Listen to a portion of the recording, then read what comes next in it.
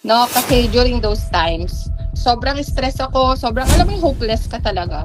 Kasi yung bookkeeper namin is, I believe no, as per experience siya. Learned through experience siya. Wala akong choice kasi tara talaga, di-transfer sa mister kasi nagkaroon kami ng LOA. Pinapabayad kami ng 2.5 million. Kasi alam naman namin na hindi namin kinita yon. That time, siguro mga 6 months na natrabaho yun ng bookkeeper ko. Wala pa rin, walang usad, walang kahit ano. May mga feedback pero, ma'am, hindi kayo babaan, ma'am, hindi kayo babaan. Ang ibang paraan, walang ano, at wala tayong pwedeng sa BR. Sobrang stress na ako.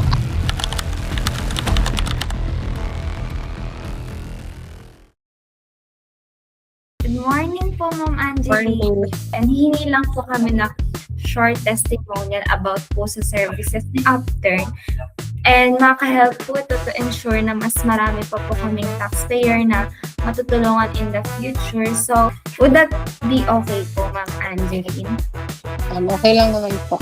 Hello, I am Angeline Aguinaldo. Previously, I owned Master Tool Industrial Tools Trading. Now, Master Tool Power Tools Trading na siya. Transfer ko sa husband ko. We are wholesaler and retailer.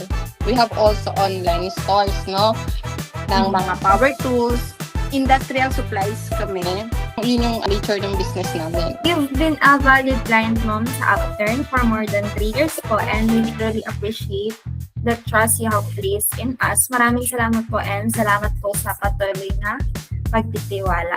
Do you remember, Ma'am, how you started po sa Upturn Business Solutions? Sa totoo lang, tinitignan ko siya as blessing, no? Kasi during those times, sobrang stress ako, sobrang alam mo yung hopeless ka talaga. Kasi mayroon kaming bookkeeper noon. Believe no, as per experience siya. Through experience siya. Siguro years of experience na siya. You need to have somebody na professional. During those times, so wala na akong choice kundi isa na talaga di-transfer sa mister kasi nagkaroon kami ng LOA, Letter of Authority. Pinapabayad kami ng 2.5 million. Alam naman namin na hindi namin kinita yon. That time, siguro mga 6 months na tinatrabaho yun ng bookkeeper ko. Wala pa rin, walang usad, walang kahit ano. May mga feedback pero paulit-ulit yung sinasabi, ma'am, hindi kayo babaan, ma'am, hindi kayo babaan. Paano natin ipo-proof yung innocence ko na nagbayad ako ng tamang tax, no? So, wala pa rin. After that, sabi ko, ay hindi, close ko na lang. That time, nasa BAR ako ng BAR ng Caloocan. Nung mag-open ako, since madaldal ako, may katabi akong lalaki. Nagkukwento ako na ganyan, ganito nangyari, ganyan. Then sabi niya, ma'am, accounting kami, sabi niya. Pareho kami nagchismisan and everything. Then sabi niya sa akin, gusto mo, ma'am, kami ang maglakad ng closer mo. Pero during those time, hindi alam na may lowa ako eh. Nahiya ako, of course, nahiya ako. Kasi ayokong isipin ng mga tao na hindi ako nagbabayad ng tax. So, hindi ko basta sinabi sa kanya. Sinabi ko na magka-close ako ng mga ano. So, gusto mo, kami ang mag-open ng new account mo for free.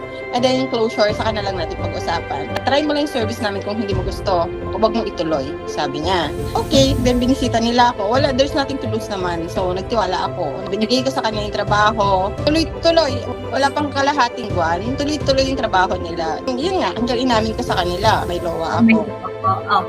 Na ito yung problema ko. 6 months ang inaayos. Sobrang stress. Kasi stress na ako. Alam mo yung parang hopeless ka talaga. Yun, sabi niya, ma'am, kami na lang. Sabi niya, kami na mag-aayos niyan. Kinuha ko lahat ng sa bookkeeper ko. Lahat ng resibo ko. Lahat.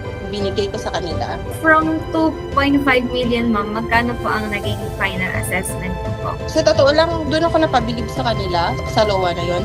Natapos nila nung less than a month lang. Yung case ko, natapos sila less than a month. Alam mo ginawa nila? Kinompile nilang lahat. Pumunta sa BAR, nirepresent nila yung case ko. Sa totoo lang, napaka-knowledgeable nila. Galing nila sa totoo lang. From 2.5 million, naging 100,000 yung binayaran ko. Yung 100,000 na yun, legal. Walang under the table. Kasi yun, is pre-know nila na itong 2.5 million hindi makatarungan. So parang sila yung naging tagapagtanggol ko.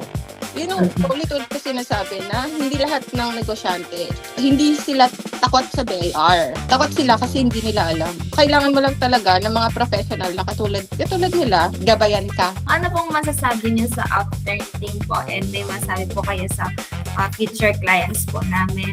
Sa Upturn, alam mong secured ka, alam nila yung ginagawa nila, wala ka dapat ipangamba.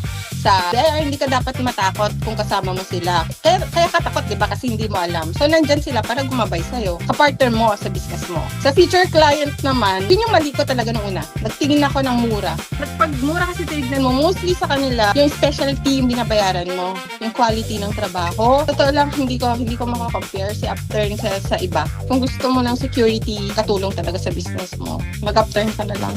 Thank you, ma'am. Thank you po sa tiwala niyo sa Upturn. Malaking tulong po yung testimonial niyo para mabigyan ng awareness and confidence yung ibang business owners sa problem po nila.